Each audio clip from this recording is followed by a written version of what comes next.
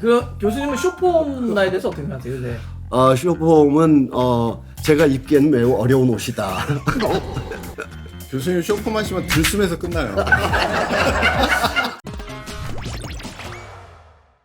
오늘 사실 저희가 전 세계 축구사 역사를 바꾼 가장 위대한 인물은 누구냐? 축구는 인류사에 어떤 영향을 미쳤냐? 사람들은 왜 축구에 열광하느냐? 이런 약간 좀 축구와 인류사, 인류 문학적인 측면에 접근하려고 했거든요. 오늘 얘기하고 싶은 이런 거예요. 축구 역사를 바꾼 위대한 사람, 인물에 대한 이야기. 두 분에게 그냥 제가 누군지도 몰라요. 뽑아달라고 한 겁니다. 자, 그러면 이제 그걸 가기 위해서 빌드업을 좀 해야 되니까 요 질문 하나 하고 싶어요. 사람들은요, 왜 이렇게 축구에 열광합니까?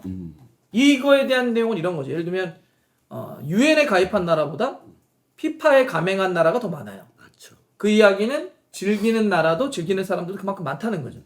전 세계의 어떤 스포츠 종목보다도 축구를 즐기는 사람들이 많아요, 인구가.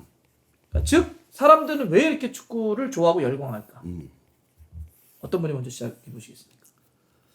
우선 그 물성 자체를 이해해야 되니까 저는 7가지 요소가 있다 이렇게 생각합니다. 되게 죄송한데 빌드업이거든요. 빌드업? 자, 7가지인데 자, 첫 번째는 다들 아시는 대로 단순성, 기후, 장비, 규칙 너무 단순합니다. 설명 필요 없이 다른 종목과 비교해 보면 야구와 비교할 때 그 장비, 규칙 매우 단순하죠. 그다음에 기후. 이 기후 조건이 지구 전체가 다른데도 어디서나 할 수 있다. 장비. 더워도? 네, 장비. 공환하면 옛날에 맨날 나와서 옛날 얘기해서 그런데 요즘 중학교, 고등학교도 그럴 거예요. 공환하면 열 몇 명, 20몇 명씩 막 뛰어다녀요. 단순성. 그다음에 시간성. 이건 묘한 건데 전후반 90분이잖아요. 이 90분이라는 거는 연극의 시간이나 영화의 시간과 비슷해요. 그러네. 네. 현대 도시가 이제 금토일에 이제 레저나 여가의 밤 무대를 갖지 않습니까? 밤의 시간에 이게 한 50분 이하면 좀 볼만한데 끝나요. 근데 막 120분, 150분 하면 집에도 가야 되는데 너무 길게 하는 것 같아. 근데 어떻게 된 노릇인지 몰라도 전후반 90분은 다 이동 시간, 경기에 몰입하는 시간, 끝나고 집에 가는 시간 아무리 잡아도 4시간이면 충분하거든요. 현대 도시의 시간성하고 딱 맞아요. 공간성. 2만 내지 6만 명이 모여요. 실내에서 많이 모여도 5천에서 10,000명이거든요. 근데 이 현대 도시에서 매주마다 2만에서 6만 명씩 매주마다 모이는 이런 세레머니는 전 지구적으로 찾기가 어렵다. 그 다음에 거기서 발생하는 게 집단성. 우리가 좋아하는 응원하는 팀의 저지를 입고 같은 노래를 부르고 북측 스탠드에서 이거 딱 잡고 막 뛸 때 그 순간만큼은 종교적 광의로움으로 우리가 이탈해 버리거든요. 그 다시 없는 중독이고 강한 메시지를 줘요. 그 집단성. 그 다음에 스토리텔링, 이야기성. 가령 이야기성도 복잡하게 얘기하면 복잡하지만 쉽게 얘기하면 우리 2002 한일 월드컵 이탈리아전 때 후반 막판에 차두리 선수 딱 투입하려고 히딩크 감독이 차두리 선수랑 서 있잖아요. 이때 이미 차두리 선수의 개인 스토리 그리고 거의 이탈리아전까지 온 우리나라의 그 조별리그와 16강전의 그 스토리텔링 이 서사들이 막 뭉쳐져서 차두리 선수가 아직 필드에 들어가지도 않았는데 이미 관중들은 차두리 하면서 그 개인을 통해서 서사가 막 증폭되거든요. 여기에 이제 공격성. 다른 구기 종목들은 네트 플레이를 한다든지 어떤 선이 딱 그어져 있는데 그리고 또 어떤 선수는 포지션이 정해져 있어서 배구 같은 경우는 포지션이 잘못돼도 반칙으로 휘슬이 불리기도 하거든요. 근데 축구 선수는 골키퍼가 가서 헤딩해도 상관없어요. 막 움직여 가는데 이게 이 고대에서 중세에서 쭉 넘어오면서 영토 전쟁을 할 때 그 전략 전술이 축구장 안에서 실현되는 거거든요. 혹은 그런 야수성이 포함되어 네, 이런 공격성이 있는데 이 6가지에 더해서 가장 중요한 거는 제 생각에는 우연성이라고. 이 6가지가 세상에 모든 걸 다 넣어놨는데? 네, 이 6가지가 기계적이고 확률적이라서 이 6가지가 타타닥 컨비네이션이 되면 골이 터진다 그러면 재미가 없을 거예요. 이 6가지가 막 맞아 들어가도 골은 잘 안 터져요. 그리고 하다가 골이 들어가기도 해요. 쉽게 말하면 몇 명씩 제치고 넣은 메시의 골도 골이지만 이용 선수의 그 허벅지로 넣는 그 해발슛도 골이거든요. 막 복잡하고 우당탕탕한 이 속에서 인간의 유한한 존재가 불멸의 초월성을 기다리는 거예요. 이 7가지가 저는 기본적으로 이 축구의 물성이다 이렇게 생각합니다. 프레디요. 아 그렇군요. 저는 뭐 짧게 그냥 숟가락만 얹을게요. 그러니까 교수님 말씀하신 거에 뭐 원시성, 공격성이 있는데 저는 그 부분이 되게 크다고 봐요. 그러니까 사람이 이제 옛날부터 수렵 생활을 하고 사냥을 하고 농업혁명 나기 전에는 우리도 이제 잡아 먹었단 말이에요. 기본적으로 싸우고 상대를 죽이고 잡아먹는 인류였단 말이에요. 그게 쭉 이어와가지고 이제 계속 전쟁이 일어나죠.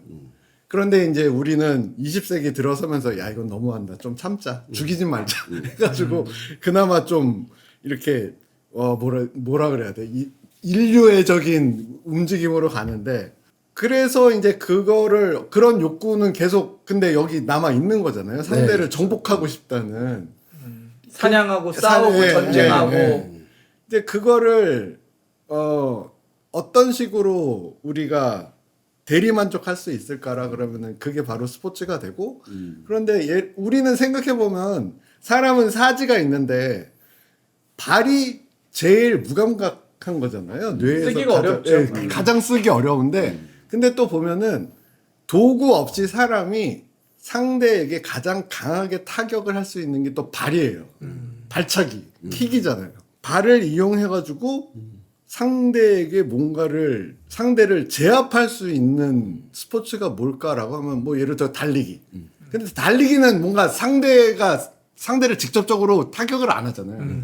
그런데 축구 같은 경우에는 상대가 있으니까 분명히 내가 위너가 될 수 있는 거고 위너와 루저가 확실히 나눠지고 뭐 그런 거에서 공만 하나 있으면 되고 이렇게 아까 말씀하신 이제 그런 것들이 다 해가지고 축구가 만인의 이 사랑을 받는 게 아닌가라는 생각을 합니다. 그런 얘기를 들어보니까 이제 그런 느낌도 받는 것 같아요. 그러니까 예를 들면 축구에 대해서 그 야누스의 얼굴을 갖고 있다는 얘기를 하는데 예를 들면 가장 신사의 나라라고 스스로 자칭하는 영국에서 만들어져서 그래서 나름의 룰들이 있죠.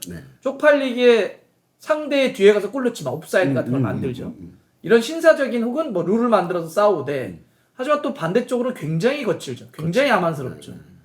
상대에게 발목을 들어가고 무릎을 들어가서 태클 들어가고 몸싸움을 하고 그래서 실제로 부러지기도 하고 이 두 가지를 다 갖고 있기 때문에 인간과 가장 닮아 있지 않느냐 이렇게 해석하기도 하고 아니면 아까 했던 것처럼 사람들이 계속 싸우고 싶죠.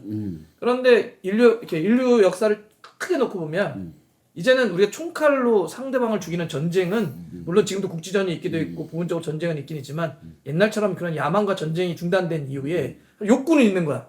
아이씨 내가 싸우고 싶어.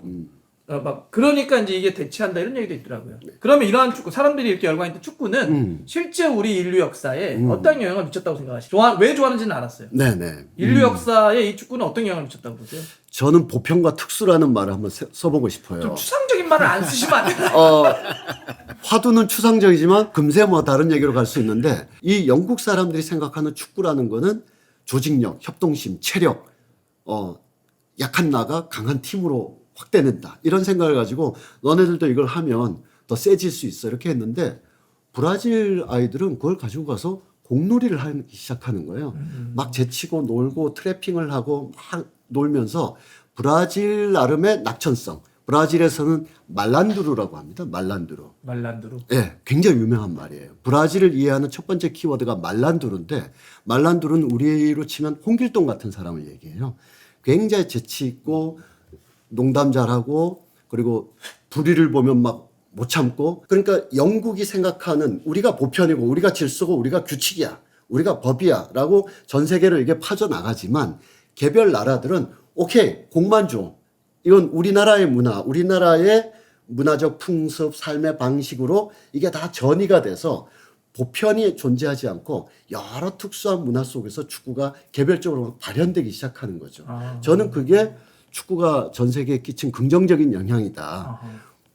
무조건 어떤 표준이 있고 그 표준을 전 세계 사람들이 다 그대로 무비판적으로 받아들이고 이식하는 것이 아니라 오케이 가져와. 오케이 가져와. 그런데 우리 문화 안에서 이게 용해돼서 다시 토에 나오면 브라질 축구가 되는 거지 영국 축구가 되지 않아라는 거를 아프리카 축구, 아시아 축구, 브라질 축구 이 전 세계 사람들이 다 20세기에 보여줬기 때문에 축구의 긍정적인 영향 중에 하나는 세상은 다양하고 그래서 공존하고 있다. 이걸 첫 번째로 꼽을 수 있습니다. 뭐 비슷한데 결국에는 세상 살아가는 데 있어서 우리는 의식주 외에 관심거리, 즐길거리, 볼거리, 즐길거리가 필요하잖아요. 밥만 먹고 못 살죠. 네.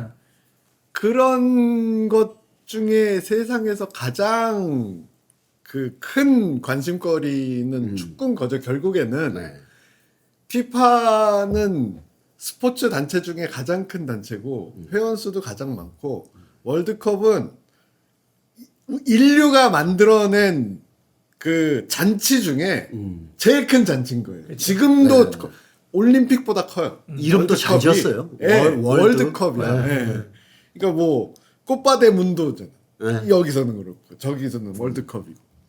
그러니까 뭐 우리는 유튜브 채널도 마찬가지고 사람들을 모이게 하고 하나로 관심이 모이게 하는 뭔가 거리가 필요한데 축구만한 건 없어요. 그러니까 인류가 지구상에서 살기 시작하면서 가장 열중을 한 게 그 옆에 나라하고 싸움질하는 거하고 그 다음에 축구예요. 결국에는. 야, 저는 그 아까 그 보편성과 특수성 얘기 들으면서는 그러니까 인류사에 그런 영향을 미친 것이 아닌가. 그러니까 우리가 좀 아까도 연장선상인데 주먹으로 총으로 칼로 싸우지 않아도 살아갈 수 있어 재밌게. 그거를 약간 해소를 하면서 뭐 이런 역할을 좀 한 것이 아닌가. 뭐 이런 생각이 들기도 합니다.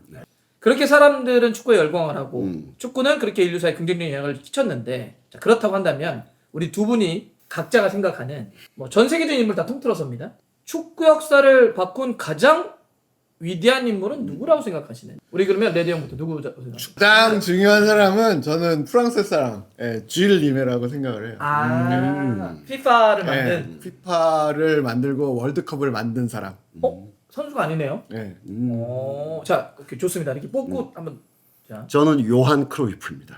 선수네요.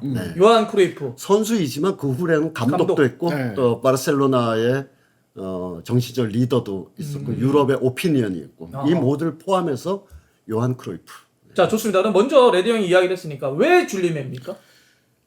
예를 들어서 이렇게 여쭤볼게요. 왜 선수가 아니라 행정가를 그렇죠. 뽑았죠? 우리가 예를 들어서 르네상스를 이야기를 할 때 뭐 다빈치도 나오고 보티첼리 나오고 뭐 미켈란젤로 나오고 다 나와요. 그런데 그 사람들이 왜 그렇게 기회를 얻고 자기의 예술혼을 불태울 수 있는 기회를 누릴 수 있었는지라고 생각을 하면은 그 뒤에 메디치 가문이 있었기 때문에 메디치 가문이 판을 깔아줬기 때문에 그 위에서 천재들이 빛날 수 있었던 거잖아요. 그러니까 그렇듯이 뭐든지 일단 기본적으로 판을 깔아주는 사람이 이 판 전체를 만드는 가장 결정적 공헌을 한다고 생각을 해요. 월드컵이 없었으면은 우리는 뭐 펠레도 없었고 마라도나도 없었고 크루이프도 없었고 지단도 없었고 물론 있었겠지만 지금의 우리가 그 이름만 듣고 우리가 연상하는 그런 그 연상 작용들 우리가 갖고 있는 느낌 우리 그 이름이 주는 울림들은 굉장히 달랐을 거예요. 생각해 보세요. 축구는 럭비에서 나왔단 말이에요. 럭비에서 나오고 럭비도 뭐 이런 럭비 저런 럭비 막 갈라지고 축구는 이렇게 갔는데 지금 보면은 세상을 정복한 건 축구거든. 그러니까 아까 저는 메디치 가문 얘기할 때 메디치 가문이 수많은 예술 작품들을 만들게 가능하게 후원도 하고 지지했죠. 그 얘기를 하니까 좀 이해가 됐어요. 그러니까 줄리메라고 하는 사람이 판을 깔아서 그 판 안에서 선수들도 더 성장하게 하고 또 글로벌하게 해준 것 아니냐. 그래서 이렇게 뭔가 구조와 틀을 만들어준 사람이기 때문에 줄리메다. 네.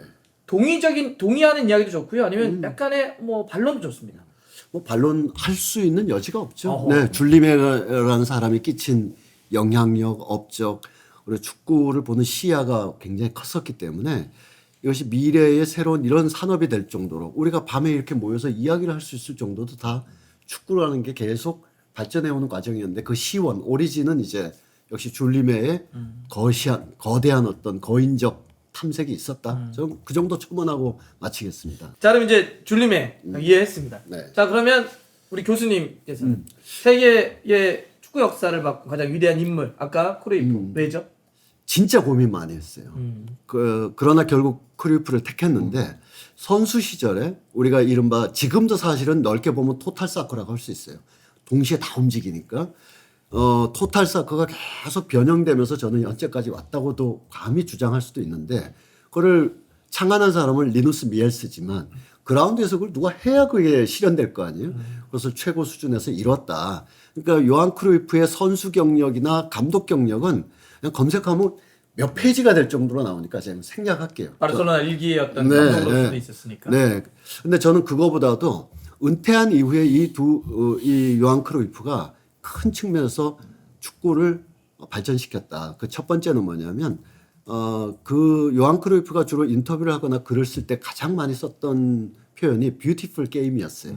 아름다운 축구라는 것을 끊임없이 강조하면서 그럼 기자들이 물어보겠죠. 아름다운 축구가 뭐냐 할 때 또 이 사람 또 선문답 많이 하잖아요. 축구는 단순하다. 그러나 단순하게 축구하기는 어렵다. 뭐 이런 사실 진짜 멋있는 말이죠. 크루이프의 어록만 읽어봐도 네. 그냥 이렇게 뭐 축구의 새로운 어떤 지평이 열릴 정도의 느낌도 맞아요. 들어요. 진짜 예, 대단한 예. 사람입니다. 아, 그러니까 크루이프는 제가 정리하기로는 일단 그 어떤 전술사적인 의미가 있다고 보는 것 같아요. 네. 지금 축구의 근간을 잃었다. 전술적으로 네. 도 있었고 또 하나는 축구가 어떤 기술적인 영역, 그러니까 운동적인 영역을 뛰어넘는 어떤 미학적 관점. 그래서 그거를 더 풍요롭게 하기 위한 어떤 교육적인 어떤 네. 방법이나 형태, 중요성 이런 걸 강조했다 이런 거죠. 전 세계적인 인물을 통틀어서는 둘. 자, 그러면 우리 대한민국 축구 역사를 놓고 보면 요거 마지막으로 요거 얘기 한번 해보죠. 자, 대한민국의 역사, 축구 역사를 놓고 봤을 때는 그 우리의 축구 역사를 바꾼 가장 위대한 인물. 야, 넌 사실 궁금해요. 사실 뭐 줄리맨도 맞고 뭐 크루이프도 맞는데 우리나라는 누굴 뽑을까? 이거는 우리 교수님부터 한번 먼저. 김용식 선생으로 하겠습니다. 너무 옛날에 하셨다. 아니 김용식 선생님은 근데 김용식 선생님은 그 실제로 축구계에서 그러니까 원래 저희도 뭐 역사책으로 알고 계속 이제 옛날 원로분들에게 좀 듣고 막 이랬었는데 대단한 분이셨대요. 네. 그러니까 당시에 막 아무것도 없을 때 축구의 인생을 거의 헌신하듯이 하면서 네, 지금의 맞아요. 체계나 뭔가를 다 만들려고 노력했던 분. 네. 그다음 나중에 감독으로도 그러셨고. 네, 네. 그래서 되게 많은 것들 그러니까 그냥 혼자서 뭐 일당백으로 다 토대를 구축하셨던 분이어가지고 지금도 이렇게 보면 그냥 그 역사로 놓고 우리 그 대한축구협회가 만든 한국축구 100년사라는 게 있어요. 네. 거기 보면 김용식 선생님 그냥 아예 섹션이 있죠. 네, 네. 그런 정도로 이제 위대한 분인데 근데 요즘 분들은 그래요. 거의 모르시죠. 거의 100년 전 분이시니까 100년 전에 청년이었던 분이니까. 자, 저는 뭐 이 시간을 돌려가지고 가까이 네, 와서 누군지. 그 사람들이 뛰고 놀 수 있는 판가란 저는 정몽준 회장 뽑겠습니다. 네, 정몽준 회장. 뭐 반대가 있을 수 있는데 그 2002년의 트리오 그러니까 정몽준 회장, 이용수 기술위원장, 거스 히딩크 감독. 2002년 월드컵은 이거는 뭐 우리 축구 역사에서 뭐 빅뱅이었어요 진짜. 그냥 빅뱅이야. 그 전까지 물론 김용식 선생, 여은영 선생부터 시작해가지고 우리 조선 반도에 내려온 혼이도 있지만 우리가 2024년 우리가 아는 대한민국 축구, 우리가 아는 이 축구라는 것은 이런 것이야라고 하는 것은 거의 대부분 2002년 월드컵을 기점으로 해서 생겨나고 정착이 되고 자리 잡은 것들이잖아요. 그래서 저는 요 세 명, 요 세 명의 레거시는 뭐 이게 평가를 어떻게 해도 부족함이 없다고 생각을 해요. 그러니까 축구가 발전을 하려면은 아까 줄림에도 마찬가지지만 일단 판 깔고 하려면은 정치력도 너무너무 필요한 거예요. 줄림에도 월드컵 하나 하자고 했더니 뭐 저기 영국 놈들은 야 니들이 축구를 뭘 알아? 뭐 이따구로 있지. 뭐 저기 쿠베르탱 선생은 또 야 건방지게 야 올림픽에서나 해 이러고 있지. 뭐 막 저기 독일에서는 막 히틀러가 막 야씨 막 이러고 있지. 그런 거 다 극복하고 나서 제 1회 월드컵 대회 만든 거거든. 정몽준 회장도 보면은 완전히 일본으로 넘어간 거 뺏어왔잖아요, 진짜로. 지금도 뭐 그때처럼 지금도 뭐 물밑 뭐 협상이라든지 이런 거는 굉장히 많이 좀 형태가 달라졌겠지만 기본적으로 한국 축구가 발전하고 어떤 우리의 영향력을 발휘를 하고 우리의 이름을 외칠 수 있으려면은 최소한 그런 정치력은 무조건 필요해요. 그거를 가장 극적으로 드라마틱하게 사용한 양반이 바로 정몽준 회장이라고 생각하고 근데 그거를 뺏어 왔기 때문에 우리는 지금 우리 거지 이제 월드컵 우리 거지.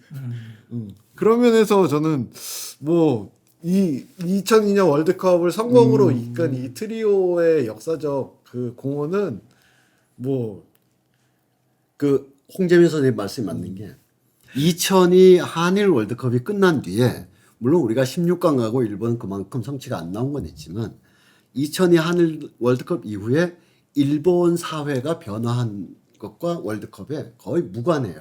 무관하거나 오히려 큰 영향력이 없었거나. 근데 2002 한일 월드컵 이후에 한국 사회의 변화 요인과 월드컵의 상관관계는 거의 직접적인 인과관계에 가까워요. 월드컵 때문에 한국 사회 이렇게 달라졌다, 변했다.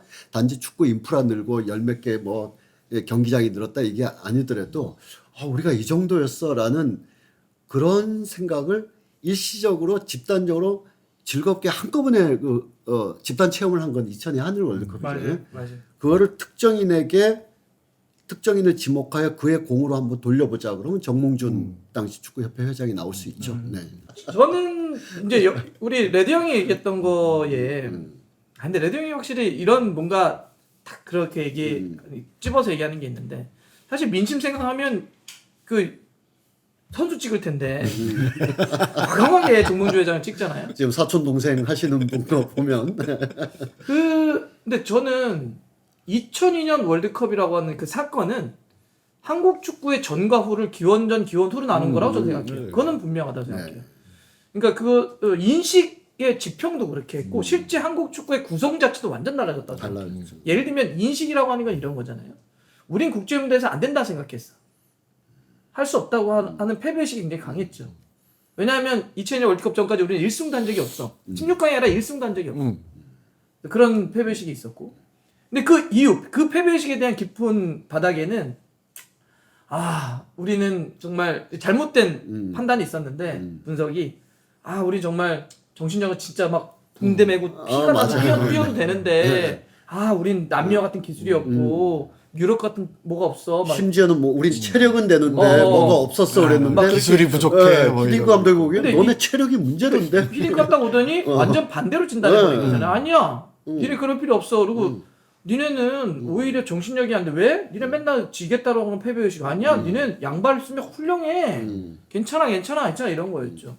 그러니까 진단도 달리했고 패배의식에 저희도 뒤집어 버렸던 사람이죠. 그러니까 그런 어떤 인식도 2002년 월드컵이 그러면서 실제로 4강을 했기 때문에 완전 뒤집어졌고 실제 또 하나는 이게 우리 선수들의 유럽의 빅뱅을 만들어버렸어요. 진출에. 그렇죠. 정말 막 터졌던 건 2002년이잖아요. 4강을 하니까 얘네들이 국제무대에서 이렇게 할 수 있어? 그리고 거기에 또 히딩크라고 하는 네트워크가 가동을 해.